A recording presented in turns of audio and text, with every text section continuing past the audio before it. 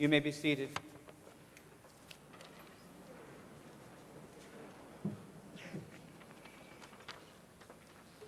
We said to the young people earlier after the gospel reading that when we see Zacchaeus climb the tree in the church, it is a sign for us that Lent is approaching. And indeed, in a few weeks, we will begin Triovion and begin our journey towards the Lord's Passion and his glorious Anastasis. But for now, we're still eating Christmas leftovers, at least in my house. We still have the Glicard, we still have the richness of the feast. We are still celebrating, and this is the time in our lives where we tend to become distracted from the things of Christ. It is easy to remember the Lord at Christmas time. It is easy to remember the Lord at Theophany, as the priest comes to our homes and blesses them and offers to us the holy water from the Lord's baptism. And then we enter these busy, normal days. School is back again. Work is back again. The weather is back again. Life is normal. And the only reminder of the things of God that perhaps is automatically present for us are the pounds we gained during the feasting. So knowing that Lent is coming, it is appropriate that we begin to consider, how do we prepare for the Lord's Anastasis? How do we prepare for this season of spiritual labor that comes before it? And for us, Zacchaeus is a good example. Because Zacchaeus was not living a religious life. Zacchaeus was not doing pious and righteous things on the day that the Lord came to town. Zacchaeus was concerned about money and how to get more of it. And usually that meant cheating his fellow Israelites. He was not a good man. It doesn't say he was a particularly evil man, but certainly his neighbors thought he was. Because they knew if they showed any sign of having extra wealth, well, he was a tax collector. He was supposed to, what it meant to be a tax collector in the ancient world was effectively that he had offered a contract to the imperial government, that he would provide a certain amount of money to them. And once they accepted his bid, he had the military might of the empire to back him as he extracted however much he could out of the people in his district. What was left over, the extra that he got that was above the bid he had provided to the empire, was his to keep. So again, you can imagine his neighbors didn't much like him. And they certainly weren't going to show any signs of wealth, because if they did, he would come and take it away from them. So whether he was a righteous man or a particularly horrible man, you could say, his neighbors did not like him.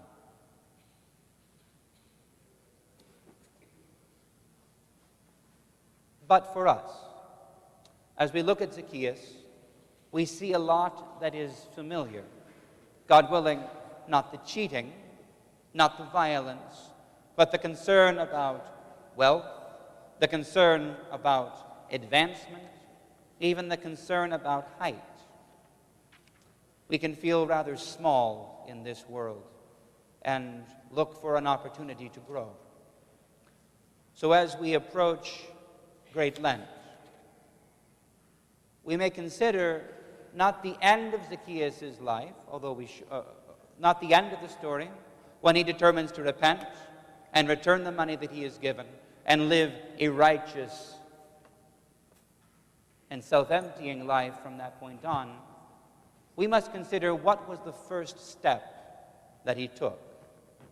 And that first step was he climbed a tree.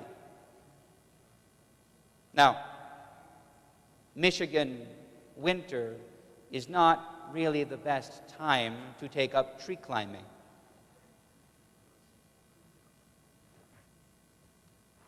But if we can take this metaphorically, we may understand that there is a tree that we are able to climb in our lives. There is a way that we can begin to approach Christ, that we can start to look to the Lord as we begin our preparation for Pascha. And this is simply to come to church. Because you don't have to be a righteous person to come to church. You don't have to be generous. You don't have to be a careful and disciplined faster. You don't need to be a generous benefactor of your fellow man. You just need to come. Come to the place where you can see the Lord. There's a danger along with this, of course. To come to where we can see God is to also come where he can see us, where he can call us, where he can point at us and say, your life needs to change today. I'm not saying it is a safe or easy thing to come to church, but it is always the first step. If we would do as the Lord commands and take up our cross and follow him, the first step is always simply to come and be present here, and to listen and to be open to the call of God upon our lives. The beautiful thing about this is that the first time we do this is fresh and new and exciting and transformative, but so too is the 100th, the 1,000th time that we remember to be present and attentive. God will see us,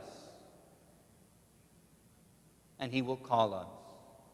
He will raise us up, and he will change us. This is what we seek when we come to this place. This is what we need in our lives. And as we prepare to leave, we pray that we will not leave the same as we were when we came. In this mind, let us stand and conclude the Divine Liturgy. Amen.